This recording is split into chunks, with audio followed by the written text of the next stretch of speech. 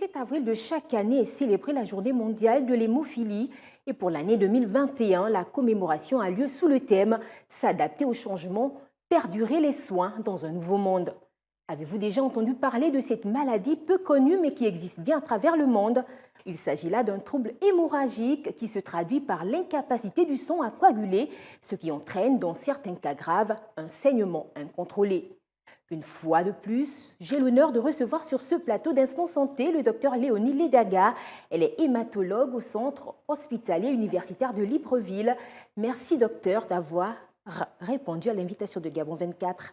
C'est moi qui vous remercie de nous donner l'occasion d'amplifier la sensibilisation sur cette maladie rare. Docteur, l'hémophilie est un trouble hémorragique se traduisant par l'incapacité du sang à coaguler correctement. Comment survient cette incapacité de coagulation du sang? En effet, l'hémophilie est une maladie hémorragique constitutionnelle liée à un déficit en facteur 8 ou en facteur 9.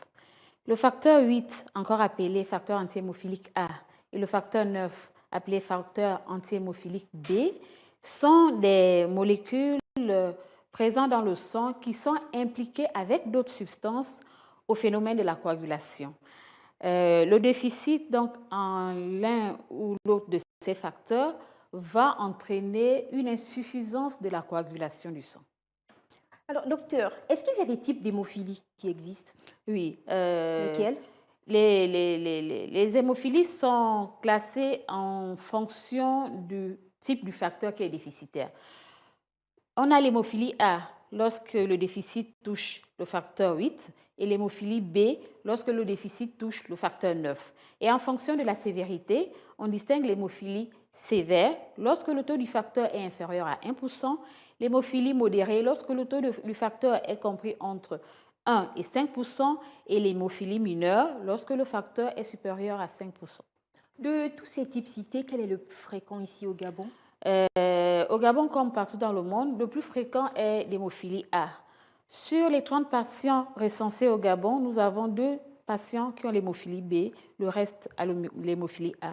Et en fonction de la sévérité, le type le plus fréquent chez nous est le type modéré, puis suivi de l'hémophilie sévère. Puis en dernier, on a un nombre moins important d'hémophilie modérée et mineure tantôt.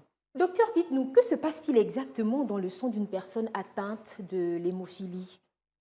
Alors, chez une personne atteinte de l'hémophilie, lorsque survient une plaie, le phénomène de la coagulation va démarrer et former un caillot fragile. Ce caillot est censé être consolidé par l'action des facteurs antihémophiliques.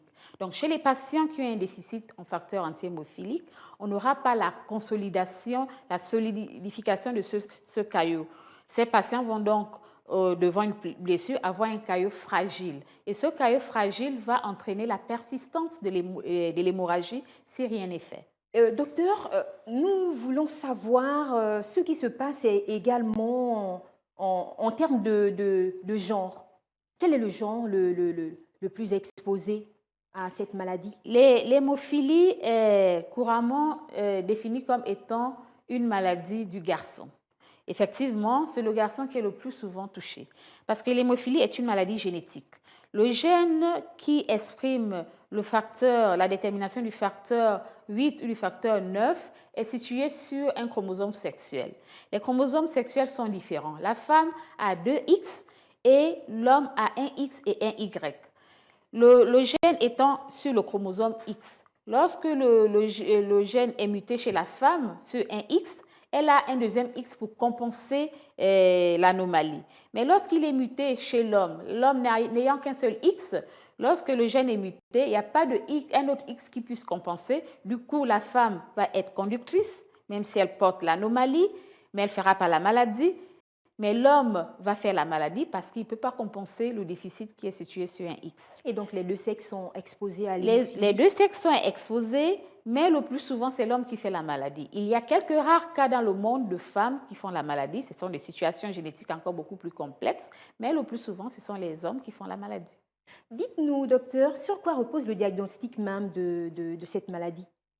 Le diagnostic de l'hémophilie est simple. Après avoir suspecté la maladie par des symptômes, on fait une prise de sang et dans cette prise de sang, on étudie le phénomène de l'hémostase au laboratoire et l'examen qui oriente vers l'hémophilie est appelé le temps de céphaline activé, le TCA. C'est un examen que nous réalisons en routine chez nous, le plus souvent avant une intervention chirurgicale.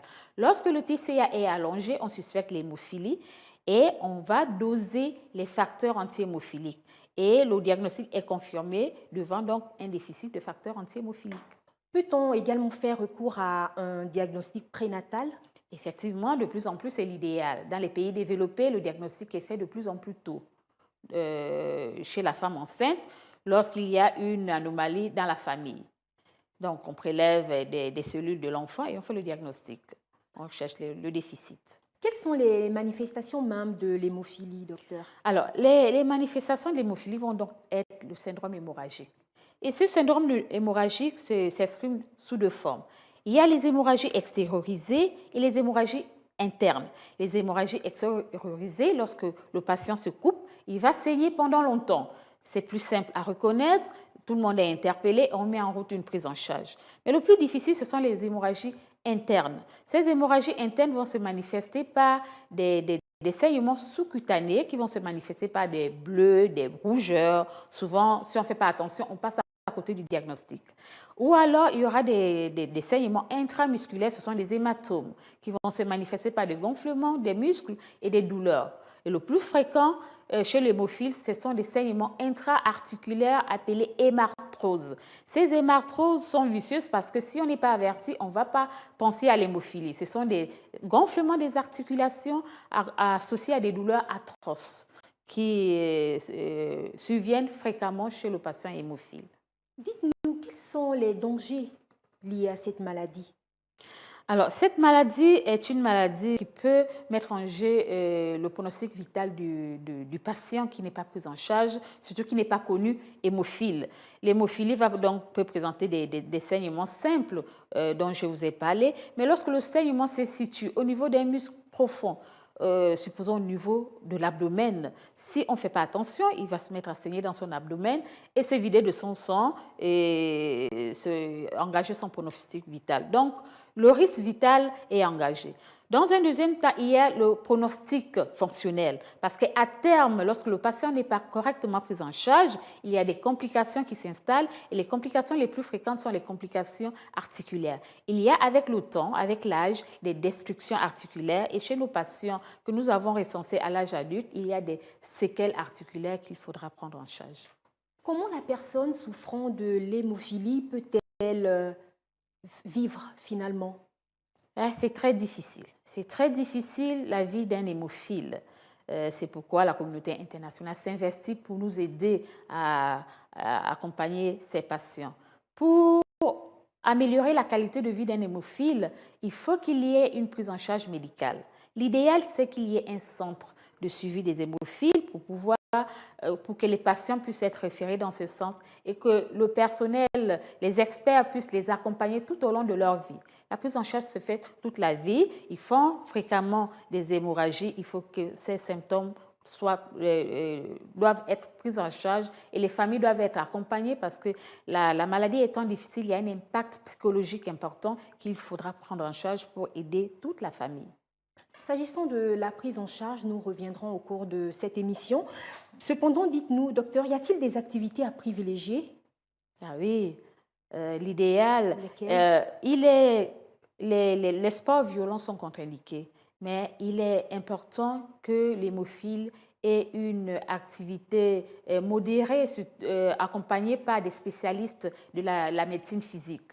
Donc, ils sont plus qualifiés régulièrement en fonction de la situation du patient, à leur recommander les gestes à faire, les étirements à faire pour qu'il n'y ait pas d'enraidissement de leur articulation. Docteur, les victimes de ce trouble ont-elles droit à un régime alimentaire bien spécifique? À propos du régime alimentaire, non, il n'y a pas de rapport avec l'hémophilie, sauf des situations particulières. Le problème se situe au niveau du sang. L'hémophile s'alimente comme tout le monde. Il faut juste éviter, comme toute personne, des substances toxiques comme l'alcool. Mais en dehors de ça, ils doivent avoir un régime normal pour avoir une bonne qualité de vie comme tout le monde. Vous dites, docteur, qu'il faut éviter l'alcool. Pour la personne qui en consomme et qui est également hémophile, qu'est-ce qui peut arriver? Le risque est de se retrouver confronté aux complications de l'alcoolisme qui pourraient empiéter sur la qualité de vie de l'hémophile. C'est les maladies du tube digestif qui ont souvent chez l'alcoolisme entraînent l'ulcère avec des saignements. L'hémophilie a déjà un problème de la coagulation. S'il s'expose encore à un risque d'ulcère de l'estomac, ça sera encore plus grave. Donc, vaut mieux éviter d'associer d'autres risques à ceux qui existent déjà par rapport à la maladie. Cela, nous l'avons compris avec vous. Docteur, il existe dans le pays une association dénommée Association gabonaise de l'hémophilie. Je vous invite là à suivre l'intervention de Stan Kumba Mindou, qui intervient ici en tant que président. Au Gabon, cette maladie est peu connue du grand public, mais elle n'est pas aussi reconnue de manière officielle par les autorités sanitaires. Néanmoins, certains hémophiles parviennent déjà à se faire traiter au CHU de Libreville. Nous avons pu être en contact avec la Fédération mondiale des hémophiles et la Fédération française des hémophiles.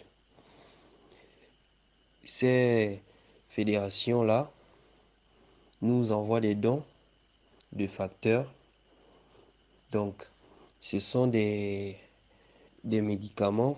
Aujourd'hui, nous nous levons et nous venons demander aux autorités sanitaires de bien vouloir être sensibles à notre cause et de rejoindre ces patients-là, de nous rejoindre, nous qui avons déjà emboîté le pas pour lutter contre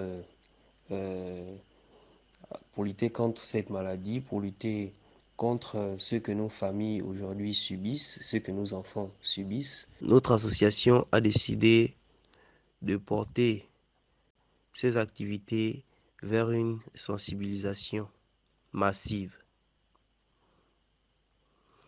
Nous avons donc décidé de pouvoir édifier le plus grand nombre de personnes à travers les médias, donc chaînes télévisées et radio, et à travers les réseaux sociaux de la maladie, mais aussi que cette information permette à chaque membre d'une famille de pouvoir identifier des cas d'hémophilie et de pouvoir nous signaler afin que nous puissions orienter. Docteur, vous venez, comme moi, d'écouter là le président de l'Association gabonaise de l'hémophilie.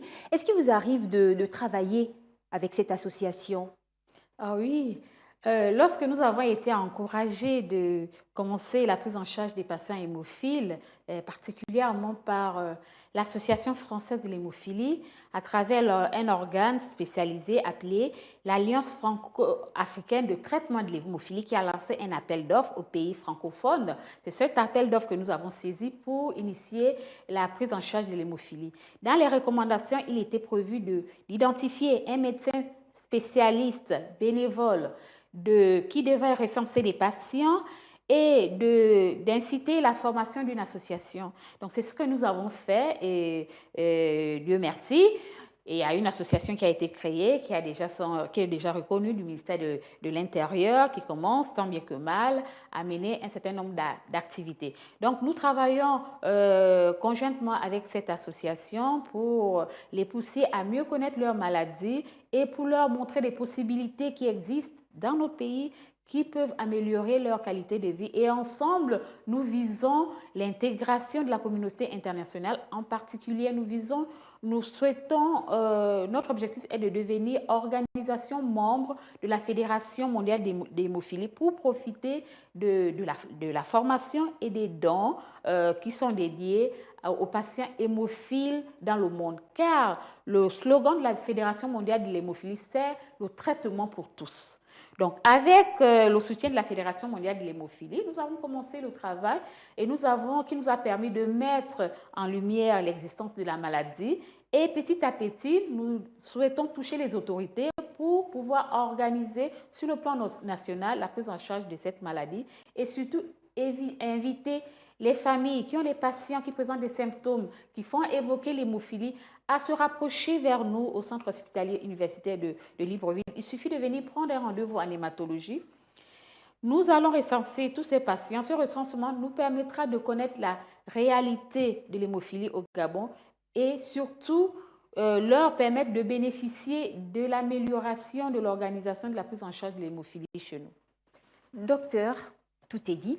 On passe à présent à la question du téléspectateur. Écoutons ensemble Ida Beying. Elle est gabonaise et nous lui avons tendu notre micro. Je vous laisse découvrir son intervention. Je me présente, Ida Beying. J'aurais 2 questions pour le docteur, à savoir, peut-on être hémophile et en guérir par la suite? Qu'est-ce qu'il en est du traitement contre l'hémophilie et quelle est la durée du traitement? Docteur, vous avez écouté avec moi l'intervention d'une Gabonaise qui regarde cette émission. Que pouvez-vous répondre à toutes ces interrogations? C'est une très belle intervention parce que c'est cela notre défi.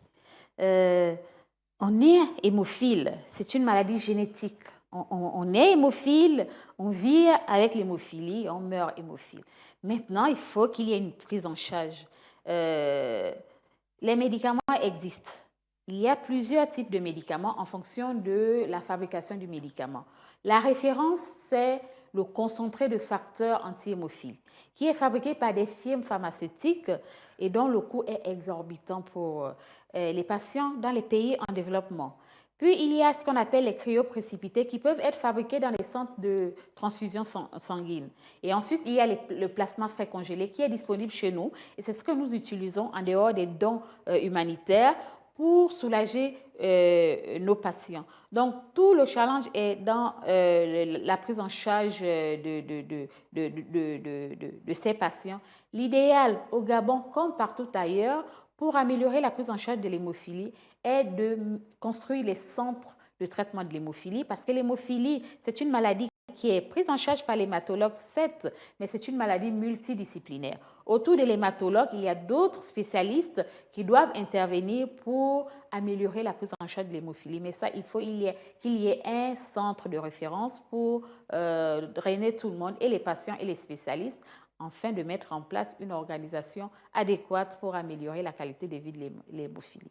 Docteur, et le traitement contre cette maladie? Alors, donc le traitement, c'est le concentré de facteurs. Le concentré de facteurs coûte excessivement cher. Jusque-là, il n'y en a pas chez nous. Grâce au recensement de patients, aux communications, à vous les médias qui relayaient l'information, aux communications dans des congrès, il y a des firmes qui aujourd'hui s'activent pour demander l'autorisation de mise sur le marché de leurs médicaments. D'autre part, la CNAM-GES, dans ses rubriques, a prévu la prise en charge de médicaments anti-hémophiles. Donc, ça nous donne l'espoir de voir le médicament anti-hémophilique disponible au Gabon.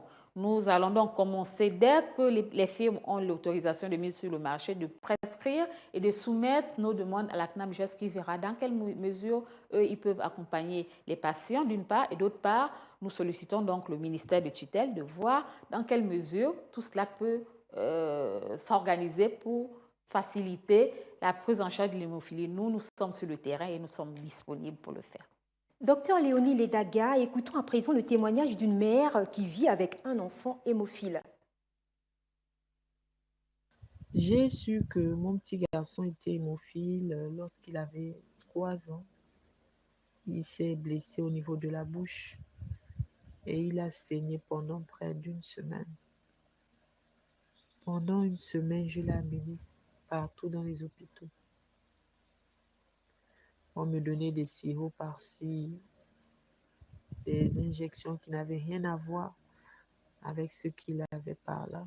Grâce à Dieu, nous sommes tombés sur un médecin qui a eu la présence d'esprit de me demander si je n'avais pas déjà dans ma famille un enfant ou un frère hémophile, car mon fils était susceptible d'être hémophile. Et après avoir fait l'examen pour déterminer s'il était hémophile ou pas, le résultat est tombé.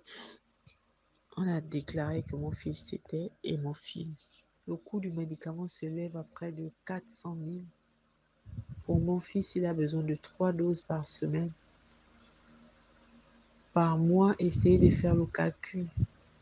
Je trouve cet argent où? Je trouve cet argent où? C'est un peu le cri que nous lançons. En tant que mère d'un petit garçon hémophile, c'est le cri que nous lançons, la prise en charge de nos enfants, pour qu'ils puissent vivre comme tout autre petit garçon de leur âge. Docteur, vous avez écouté avec moi la maman d'un jeune hémophile. Elle parle de la prise en charge qui n'est pas effective. Vous partagez cet avis en tant que spécialiste? Effectivement, nous n'avons pas de médicaments. Le peu que nous avons nous est offert par la Fédération mondiale de l'hémophilie. Et c'est exact, le coût du médicament est bien celui-là. Avec l'âge, en fonction du poids, il peut augmenter. Personne ne peut se le payer. Il faut qu'il y ait des conventions entre l'État et les firmes pharmaceutiques pour acheter une partie de médicaments, en plus de ceux qui nous est offert par la Fédération mondiale de l'hémophilie. Donc, c'est la réalité de l'hémophilie. Les patients sont là, il faut les accompagner. Nous, nous sommes disponibles sur le terrain. Nous avons besoin que les pouvoirs publics s'organisent avec nous. Docteur, dites-nous, est-ce possible de prévenir cette maladie? Parler de la prévention chez nous, c'est difficile. Pourquoi? Déjà, c'est une maladie constitutionnelle. Le gène est porté par la femme.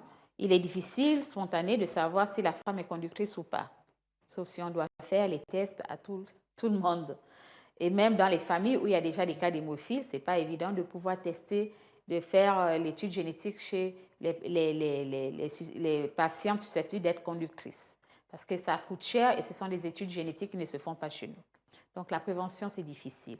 Dans des pays étrangers, ils font le diagnostic prénatal, comme on en a parlé plus haut. Et à partir de ce diagnostic, la femme a le choix de garder l'enfant ou pas. Ici, nous n'avons pas encore accès à ces possibilités. Donc l'hémophilie est une maladie qui peut toucher tout le monde.